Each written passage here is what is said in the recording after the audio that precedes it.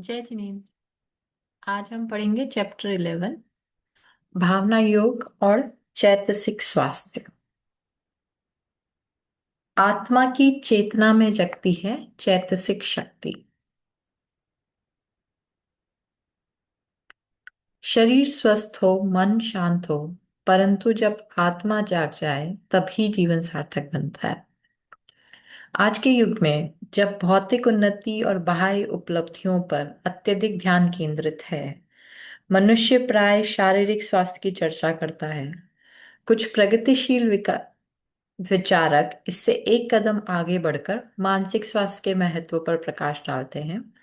निस्संदेह एक स्वस्थ शरीर और संतुलित मन जीवन के लिए आवश्यक है, परंतु जीवन की सार्थकता और उसकी गहनतम अनुभूति का रहस्य इससे भी परे है। बहुत कम लोग उस आयाम से परिचित हैं जिसे हम चैतसिक स्वास्थ्य कहते हैं। एक ऐसी अवस्था जो तन और मन की सीमाओं से परे आत्मा के धरातल पर प्रतिष्ठित होती है। तो चैतसिक स्वास्थ्य क्या है? चेतना का स्वास्थ्य। और आत्मा की चेतना जब जगती है तो चैतसिक शक्ति आती है। तो फिजिकल हेल्थ, मेंटल हेल्थ, इसके बारे में तो सभी लोग बात करते ही हैं। मोस्टली लोग फिजिकल हेल्थ तो सबको चाहिए ही चाहिए, राइट। कुछ लोग जो थोड़ा और कॉन्शियस हैं अपनी लाइफ को लेके, वो मेंटल हेल्थ के लिए भी कॉन्शियस रहते हैं, मेंटल हेल्थ पर भी ध्यान देते हैं। लेकिन जो सबसे बहुत कम लोग हैं जो कि इस चीज से परिचित भी हैं कि चैतसिक स्वास्थ्य नामक भी कोई चीज होती है जो कि सिर्फ आत्मा के धरातल पे प्रतिष्ठित होती है। तो आज हम देखेंगे कि चैतसिक स्वास्थ्य क्या है और भावना योग इसमें कैसे सहायक होता है। तो चैतसिक स्वास्थ्य क्या है? इसका गूढ़ अर्थ है हमारी चेतना, हमारी आत्मा की चेतना में सहज स्थिरता, अखंड जागरूकता और नैसर्गिक निर्मलता का प्रवाह। तो जब चेतना में, तो एक आत्मा है, वो चेतन मन जो है, जो आत्मा की चेतना है, उसमें सहज स्थिरता है, अखंड जागरूकता है और नैसर्गिक निर्मलता। तो वो जब इस स्थिति में हो हमारी आत्मा की चेतना, तो वो चैतसिक स्वस्थ है। यह केवल शारीरिक निरोगता या मानसिक शांति तक सीमित नहीं, अपितु यह जीवन की उस अतल गहराई में स्वयं अपनी आत्मिक सत्ता से अभिन्न रूप से जुड़ने की, एकाकार होने की परम अवस्था है। तो जब आप अपनी सोल से डीपली कनेक्टेड होते हैं, ये वो स्टेज है कि जब आप अपनी सोल से फुल्ली कनेक्टेड है। यह वह बिंदु है जहां व्यक्ति अपने वास्तविक स्वरूप को पहचानता है और शाश्वत आनंद का अनुभव करता है। तो जब आप अपनी सोल से फुल्ली करेक्ट होते हैं तब आप अपने वास्तविक स्वरूप को पहचानते हैं। चैतसिक स्वास्थ्य का यथार्थ स्वरूप। चैतसिक चैतसिक स्वास्थ्य वस्तुतः क्या है? इसे समझने के लिए हमें चित्त की समता को समझना होगा। चित्त जब समता में स्थित होता है वह चैतसिक स्वास्थ्य है। चित्त क्या है? चित्त अर्थात मन, बुद्धि और अहंकार का संयुक्त रूप। तो चित्त सिर्फ हमारा मन नहीं है। जैसे कहते हैं ना कि चित्त शांत रहना चाहिए, मन स्थिर रहना चाहिए। तो चित्त इज ए कॉम्बिनेशन ऑफ मन, बुद्धि और अहंकार। जब ये तीनों मिलके स्वस्थ अवस्था में होते हैं तो चित्त चैतसिक स्वास्थ्य होता है। और ये स्वस्थ अवस्था में कब होंगे? जब किसी भी प्रकार के राग, द्वेष, हर्ष, विषाद या अनुकूलता प्रतिकूलता से विचलित हुए बिना एक रस शांत और संतुलित अवस्था में स्थित हो जाता है। तो वह चैतसिक स्वास्थ्य की आधारशिला है। तो चैतसिक स्वास्थ्य की फाउंडेशन ये है कि आप राग, द्वेष, हर्ष, विषाद या अनुकूलता प्रतिकूलता से विचलित ना हो। तो आप एक अपने चित्त में स्थिरता बनाए रख सकते हैं। और वो स्थिरता जो है वो फाउंडेशन है चैतसिक स्वास्थ्य की। यह वह दिव्य स्थिति है जब भावनाएं निर्मल और पवित्र होती हैं। हृदय में उठने वाली प्रत्येक भावना स्वार्थ, कलुषता और नकारात्मकता से मुक्त होकर प्रेम, करुणा और सहानुभूति से उत्प्रोत हो जाती है। तो हमारे जो भावों की उत्पत्ति होती है वो नेगेटिविटी से उत्पन्न होने की बजाय पॉजिटिविटी से उत्पन्न होना शुरू हो जाती है, जिसमें कि स्वार्थ, नेगेटिविटी, कलुषता नहीं है, बल्कि उसमें प्रेम, करुणा और सहानुभूति है। तो भावों का जो डिफॉल्ट एक भाव उत्पत्ति होती है मनुष्य के अंदर, वो निर्मल और पवित्र भावनाएं ही उसके अंदर उत्पन्न होने लगती हैं। विचार संयमित और सकारात्मक होते हैं। मन में उठने वाले विचार अनावश्यक भटकाव और व्यर्थ की चिंताओं से दूर होकर एकाग्र, सुव्यवस्थित और सृजनात्मक दिशा में प्रवाहित होते हैं। आत्मा में चेतना पूर्ण रूप से सजीव और जागृत हो जाती है। तो अभी हमारी चेतना जो है आत्मा की, वो डिफॉल्ट सोई हुई होती है। तो जो अवेकन जो बोलते हैं ना कि इसकी अवेकनिंग हो गई है, तो अवेकनिंग क्या है? वो है कि आपकी चेतना जागृत हो गई है, आत्मा की चेतना। तो जब आत्मा की चेतना जागृत हो जाती है, तो मतलब जब चैतसिक स्वास्थ्य, इंसान चैतसिक रूप से स्वस्थ होता है, तो आत्मा की चेतना जागृत होती है। व्यक्ति अपनी देह और मन की सीमाओं से ऊपर उठकर अपनी आत्मिक शक्ति का, अपने चैतन्य स्वरूप का स्पष्ट अनुभव करने लगता है। तो आपको एक बहुत क्लियर एक्सपीरियंस होगा कि आप एक चैतन्य स्वरूप आत्मा है। अभी तो क्या, नॉलेज के डोमेन में हम सबको पता है कि हाँ, मैं आत्मा हूँ, मैं आत्मा हूँ, मैं आत्मा हूँ, मैं शरीर नहीं हूँ, आत्मा अजर अमर है, न कभी मरती है न कभी मरेगी। तो ये सब नॉलेज डोमेन में तो हमें सब कुछ बहुत पता है, लेकिन जब आपको एक एक्सपीरियंशियल उसमें पता होता है कि हाँ, मैं आत्मा हूँ, और उस आत्मा का चैतन्य स्वरूप आपको एक्सपीरियंस होने लगता है, तो ये तभी हो सकता है जब आपका चैतसिक स्वास्थ्य स्वस्थ हो। भावना योग एक ऐसी अद्भुत साधना पद्धति है जो शरीर और मन को अनुशासित और परिष्कृत करते हुए व्यक्ति को इसकी शाश्वत आत्मिक सत्ता से, उसके मूल स्रोत से पुनः जोड़ती है। यह योग भावनाओं के रूपांतरण द्वारा चेतना के ऊर्ध्वगमन का मार्ग प्रशस्त करता है। तो जैसे जैसे भावनाएं निर्मल होती जाती हैं, वैसे वैसे आप अपनी शाश्वत आत्मिक सत्ता के मूल स्वरूप से जुड़ जाते हैं। क्योंकि अभी क्या है कि आत्मा जो है प्योर फॉर्म है, प्योर एनर्जी का फॉर्म है, जो चेतना है वो प्योर एनर्जी का फॉर्म है, लेकिन उसके ऊपर कालिक जमी हुई है, डार्कनेस छाई हुई है। डार्कनेस किस चीज की?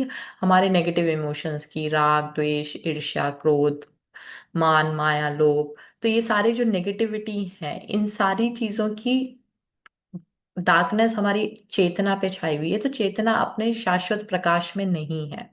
तो जैसे जैसे आप भावना योग से धीरे धीरे अपने भावनाओं को निर्मल करते जाते हैं, उसको पॉजिटिविटी की ओर ट्रांसफॉर्म करते जाते हैं, प्योरिटी की ओर आपकी चेतना बढ़ने लगती है। और जैसे जैसे चेतना प्योरिटी की ओर जाने लगती है, तो जो डार्कनेस है, जो चेतना के ऊपर डार्कनेस छाई हुई है, वो डार्कनेस हट के वो प्रकाश, जो कि पुनः स्रोत, जो कि मूल स्रोत है, जो अल्टीमेट सोर्स है, उस एनर्जी से जुड़ जाती है।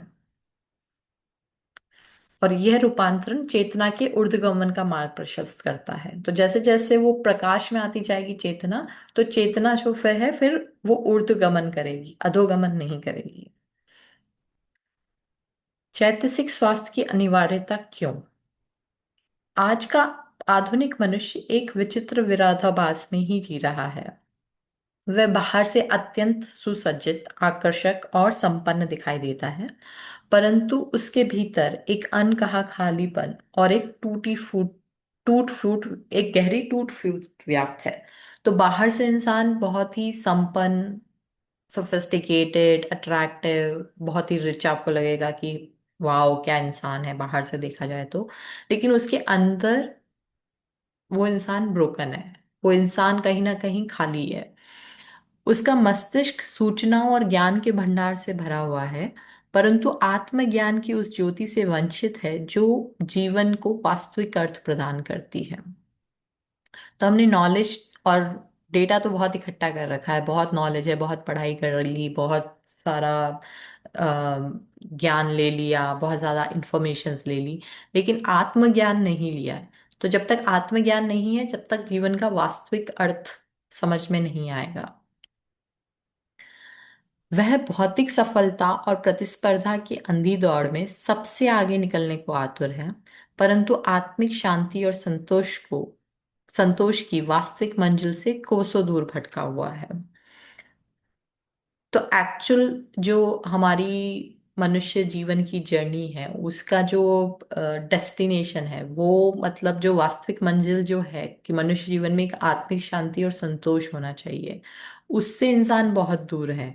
वो सिर्फ मटेरियलिस्टिक सक्सेस में ही आगे बढ़ पा रहा है इंसान, क्योंकि वो जो सोल की पीस और सेटिस्फैक्शन है, उसके ऊपर लोगों का ध्यान ही नहीं है।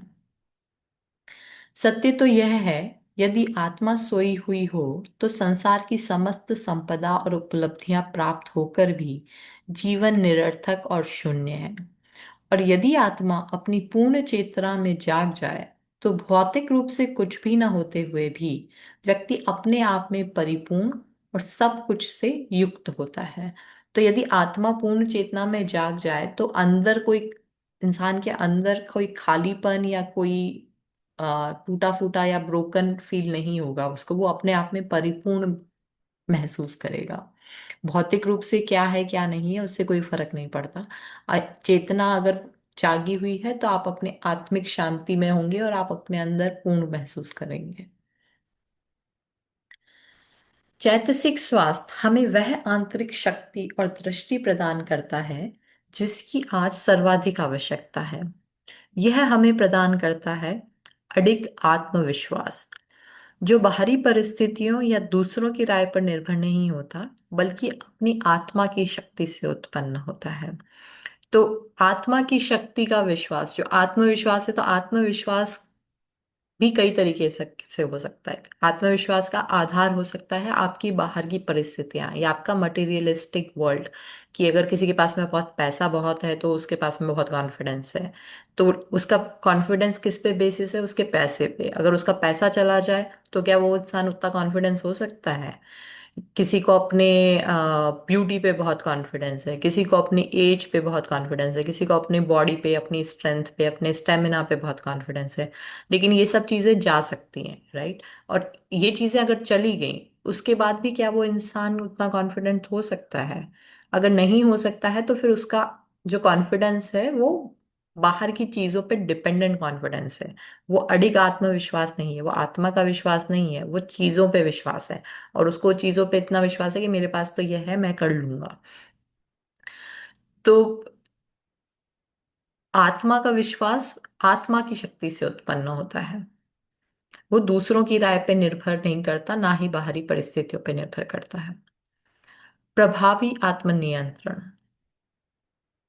दूसरा चीज जो चैतसिक स्वास्थ्य हमें प्रदान करता है वो है प्रभावी आत्मनियंत्रण, जो इंद्रियों और मन के आवेगों को वश में रखकर विवेकपूर्ण निर्णय लेने की क्षमता देता है।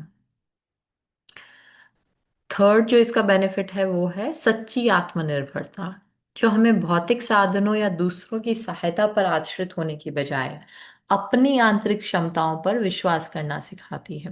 तो चैतसिक स्वास्थ्य से जब आप अपनी आत्मा पे विश्वास, अपनी आत्मा की चेतना जग जाती है तो आप अपनी आंतरिक क्षमताओं पे विश्वास करते हैं, ना कि दूसरों पे या भौतिक संसाधनों पे। और फोर्थ बेनिफिट जो है, और अंततः परम आत्म साक्षात्कार, जो जीवन का सर्वोच्च लक्ष्य है, अपनी वास्तविक स्व को जानना और उस परमात्मा में विलीन हो जाना। तो जो अल्टीमेट बेनिफिट है चैतसिक स्वास्थ्य का वो है कि अपने वास्तविक स्वरूप को जान लेना और परमात्मा में विलीन हो जाना। तो अब देखते हैं कि भावना योग के जो 4 चरण हैं वो चैतसिक जागरण की प्रक्रिया में कैसे सहायक होते हैं।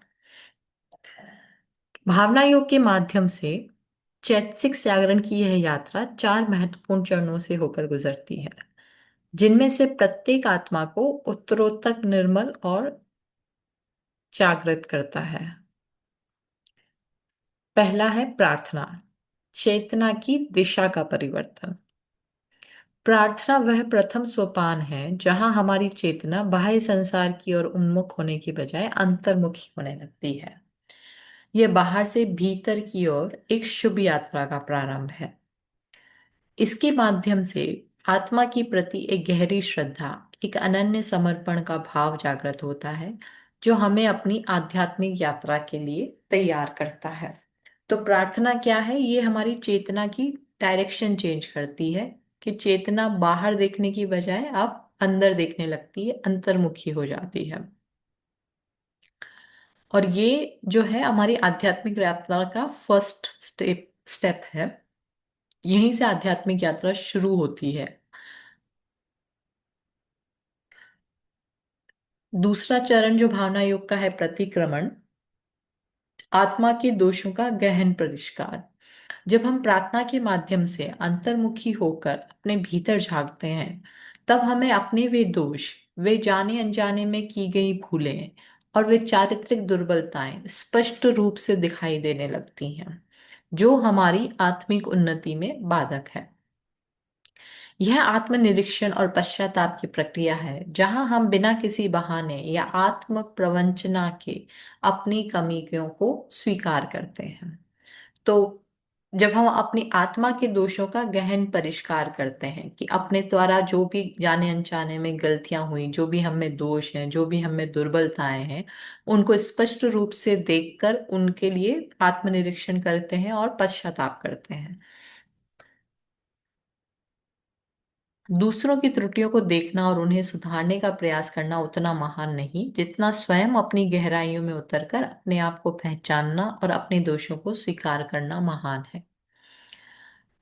तीसरा जो चरण है भावना योग का, प्रत्याख्यान, वो हमारी आत्मिक संकल्प का नव सृजन। हम अपने दोषों को पहचानने के पश्चात, जब प्रतिक्रमण कर लिया, प्रतिक्रमण के पश्चात प्रत्याख्यान वह चरण है जहां हम अपनी आत्मा को समस्त पापों से, विकारों से और सांसारिक मोह माया के बंधनों से पूर्णतः मुक्त करने का एक दृढ़ अटूट संकल्प लेते हैं। तो प्रत्याख्यान, हमने पहले जो हमने गलतियां करी है, हमसे जो भूल हुई है, हमारे हमने जो दोष देखे हैं, हमने उन सब का पश्चाताप कर लिया। उसके बाद में हम संकल्प लेते हैं कि हम अब वो जो गलतियां हमसे हुई हैं, जो पाप हमसे हुए हैं, हम उनको रिपीट नहीं करेंगे। हम में जो विकार है, हम उस विकारों से पूर्णतः मुक्त होने का संकल्प लेते हैं। यही पवित्र संकल्प हमारी आत्मिक चेतना का वह प्रज्वलित दीप बनता है, जो अज्ञान के अंधकार को दूर कर ज्ञान का प्रकाश फैलाता है।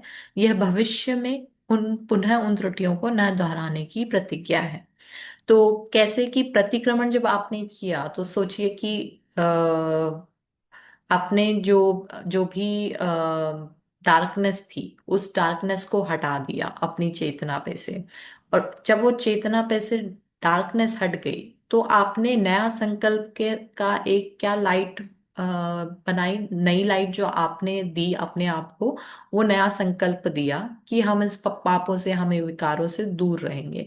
तो आपने जो है एक नई नई लाइट एनलाइटेड करी है अपने अंदर।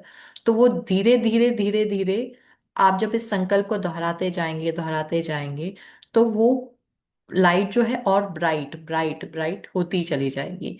और जैसे जैसे वो ब्राइट होती जाएगी, तो आत्मा का प्रकाश अपने आप बढ़ता चला जाएगा।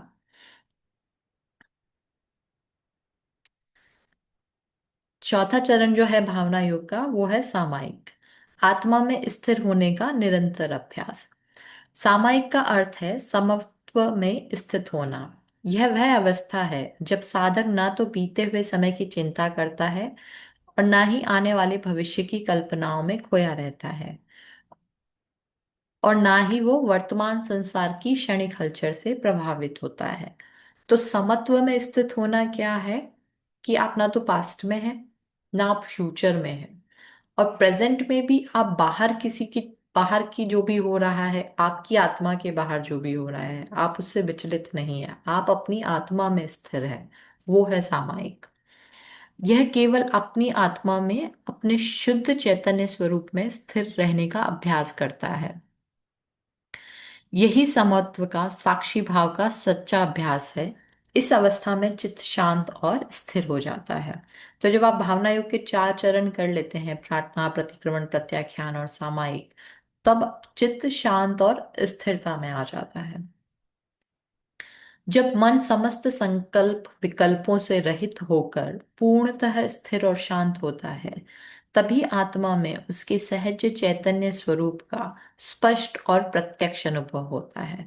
तो जब इंसान उस स्टेज पे पहुंच जाता है कि जहां उसके मन में कोई विकल्प नहीं है, कोई संकल्प नहीं है, वो एक पूर्णतः स्थिर और शांत अवस्था में है। तो जब वो पूर्णतः शांत और स्थिरता में आता है, तभी आत्मा में जो सहज चैतन्य है, जो कि नॉर्मल है, जो कि यूनिवर्सल चैतन्य स्वरूप है आत्मा का, उसका आपको प्रत्यक्ष और सब स्पष्ट अनुभव होता है। जब आपको उसको वो क्लियरली आप उसको एक्सपीरियंस कर सकते हैं कि आत्मा का स्वरूप आखिर है क्या। उसके लिए सबसे सबसे सबसे पहले जो इम्पोर्टेंट चीज होनी होती है वो है मन की शांत और स्थिरता। इसीलिए जैन धर्म में मेडिटेशन पे इतना जोर दिया गया है, ध्यान करो ध्यान करो ध्यान करो ध्यान करो। क्यों ध्यान करना है? क्योंकि ध्यान करने से ही मन में स्थिरता और शांति आती है। और जब तक मन स्थिरता और शांति में नहीं आता है, तब तक उसका सहज चैतन्य रूप से वो कनेक्ट ही नहीं हो सकता है। आपको अपने चैतन्य स्वरूप का अनुभव ही नहीं है, तो आप आगे की यात्रा तो कैसे करेंगे? तो सबसे पहले अपने चैतन्य स्वरूप के अनुभव में आने के लिए मन को शांत और स्थिरता में लाना होता है। अब हम देखते हैं कि चैतसिक स्वास्थ्य के प्रत्यक्ष लक्षण क्या हैं। तो यदि कोई व्यक्ति चैतसिक रूप से स्वस्थ होता है, तो उसके अंदर क्या क्या आपको सिम्टम्स दिखाई देंगे। तो जब कोई व्यक्ति चैतसिक रूप से स्वस्थ होता है, तो उसके जीवन में कुछ विशिष्ट लक्षण सहज रूप से प्रकट होने लगते हैं, जो उसके आंतरिक रूपांतरण का प्रमाण होते हैं। तो ये प्रूफ है कि आप इंटरनली ट्रांसफॉर्म हो गए हैं, अगर आपको अपने अंदर ये सिंबल सिम्टम्स दिखाई देने लगे हैं। पहला है गहन अंतरक शांति। उसके मन में एक ऐसी असीम शांति का अनुभव होता है जो बाह्य परिस्थितियों से अप्रभावित रहती है। तो वो इंसान हमेशा शांत रहता है अपने अंदर, बाहर चाहे कुछ भी हो रहा हो। सेकंड है निर्णय लेने में अद्भुत स्पष्टता। वह जीवन के किसी भी मोड़ पर सही और गलत का भेद करने में सक्षम होता है, और उसके निर्णय विवेकपूर्ण होते हैं। थर्ड है कर्मों के प्रति पूर्ण सजगता। पूर्ण सजगता। वह जब जो भी कार्य करता है, पूरी जागरूकता और जिम्मेदारी के साथ करता है, उसके परिणाम के प्रति अनासक्त रहते हुए। तो जो अपने कर्मों के प्रति पूर्णतः सजगता आ जाती है कि जो भी कार्य कर रहा है, उसके परिणाम में कोई आसक्ति नहीं है, परिणाम कुछ भी आए, लेकिन वो पूरी जिम्मेदारी के साथ अपना कार्य कर रहा है। वाणी में स्वाभाविक मधुरता और सत्यता। उसकी वाणी में कठोरता या कटुता का अभाव होता है। वह प्रिय, हितकर और सत्य वचन बोलता है। जीवन में सात्विक संतुलन। उसके आहार विहार, आचार विचार और व्यवहार में एक नैसर्गिक सात्विकता और संतुलन दृष्टिगोचर होता है। समता और करुणा का स्थायी भाव। वह सभी प्राणियों के प्रति समभाव रखता है, और उसके हृदय में करुणा का अविरल स्रोत प्रभावित होता है। तो जिस इंसान में ये सिम्टम्स हैं, तो वो इंसान चैतसिक रूप से स्वस्थ होता है। चैतसिक रूप से स्वस्थ व्यक्ति जीवन को समझदारी, संतुलन और आत्मदर्शन के साथ जीता है, जहां हर अनुभव आत्मा के विकास का अवसर बन जाता है। भावना योग और आत्मिक शुद्धि का विज्ञान। भावना योग एक गहन मनोवैज्ञानिक और आध्यात्मिक प्रक्रिया है, जो हमारी आत्मा पर जन्मांतरों से पड़े हुए विकारों और मलों को सतह पर लाती है। यह योग हमारी दमित भावनाओं, नकारात्मक संस्कारों और अचेतन मन में छिपी ग्रंथियों को प्रकट करता है।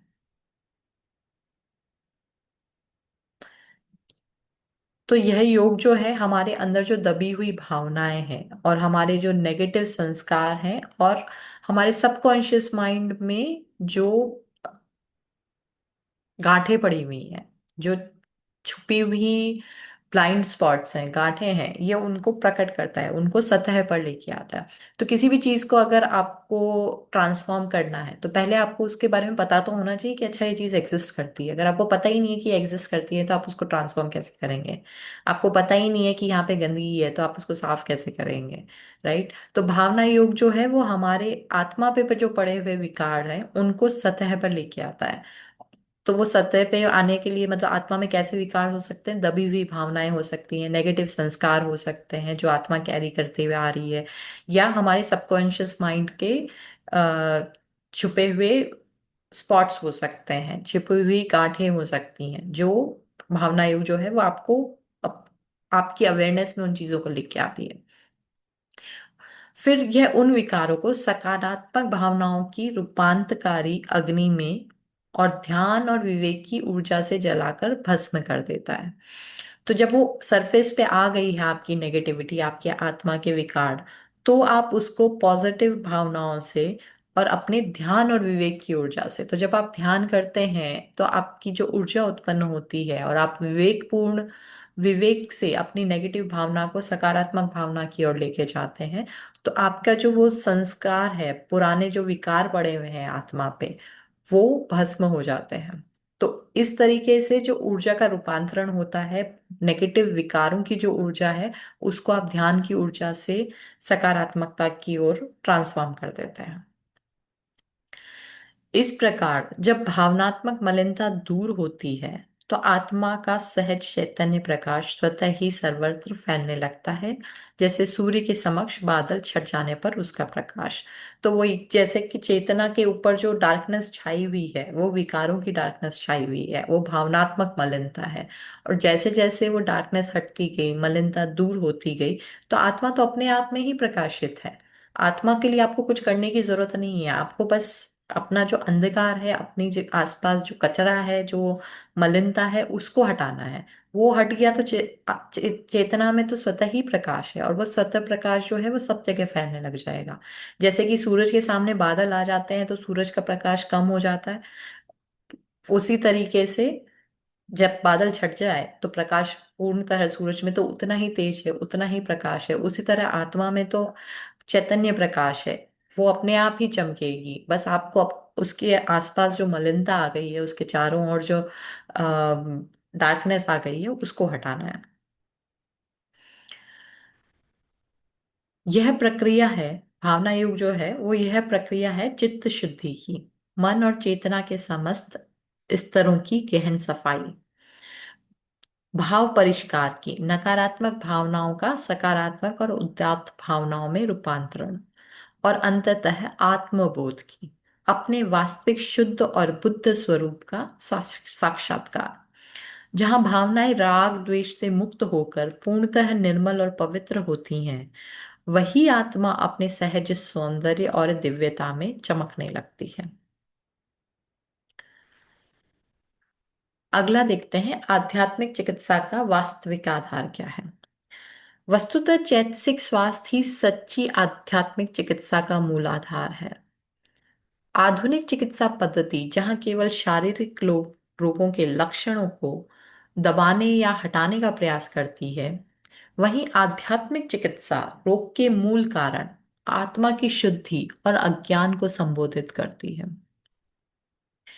यह केवल रोग को अस्थायी रूप से हटाना नहीं, बल्कि आत्मा को समस्त बंधनों से मुक्त करके उसे अपने प्रबुद्ध और आनंदमय स्वरूप में प्रतिष्ठित करना है। तो आत्मा में कर्म बंध होते हैं, और कर्म बंध से ही मतलब हमारा जीवन चल रहा है। तो जो अगर शारीरिक रोग भी है, वो भी किसी ना किसी कर्म बंध का ही परिणाम है, अगर आध्यात्मिक दृष्टि से समझे तो अगर आपने अपने आत्मा की शुद्धि कर ली है, तो आत्मा की अशुद्धि और अज्ञान को संबोधित करके उसे हटा दिया है, तो निश्चित ही आपके कर्म बंध हट जाएंगे, और आपका स्वास्थ्य भी अपने आप जो है वो, चिकित्सक मतलब आध्यात्मिक चिकित्सा का इसी को कहते हैं कि आपके कर्मों के बंध अगर हट गए, जिस कर्म बंध की वजह से आपको इस रोग की उत्पत्ति हो रही थी, तो आप अपने आप स्वस्थ हो जाएंगे। यह केवल रोग को अस्थायी रूप से हटाना नहीं, बल्कि आत्मा को समस्त बंधनों से मुक्त करके उसे अपने प्रबुद्ध और आनंदित स्वरूप में प्रतिष्ठित करना है। भावना योग वह समग्र एवं शक्तिशाली साधना है जो हमें क्रमिक रूप से रूपांतरित करती है। मतलब हमें सीक्वेंशियली ट्रांसफॉर्म करती है, ऐसे ही नहीं कि एक झटके में सब कुछ हो जाएगा। तो यह साधना आपको सीक्वेंशियली, स्लोली, ग्रेजुअली ट्रांसफॉर्म करती है। यह हमें पशुता की निम्न प्रवृत्तियों से उठाकर मनुष्यता के नैतिक धरातल पर लेकर आती है। मनुष्यता के गुणों से परिष्कृत कर देवत्व की दिव्यता तक पहुंचाती है, और अंततः देवत्व की सीमाओं से भी परे अपने शुद्ध आत्मा एवं परमात्मा स्वरूप में विलीन कर देती है। तो भावना योग जो है वो आपको ग्रेजुअली, धीरे धीरे हमारे अंदर जो निम्न प्रवृत्तियां हैं, जो कि एनिमल टाइप बिहेवियर्स हैं, उसकी निम्न प्रवृत्तियों से उठाकर वो मनुष्यता के नैतिक धरातल पर लेके आती हैं। तो अगर किसी कोई बहुत ही नेगेटिव प्रवृत्तियों में है, जो कि मतलब बहुत ही एनिमल बिहेवियर्स जो होते हैं लोगों के, वो वहां से उठा के पहले उसको ह्यूमन बिहेवियर, ह्यूमैनिटी में लेके आती है।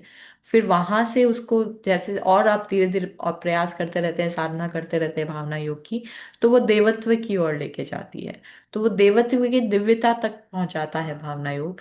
वो उसके आगे भी आप भावना योग का प्रयास करते करते देवत्व की सीमा को भी पार करके आप परमात्मा के स्वरूप में विलीन कर देती है।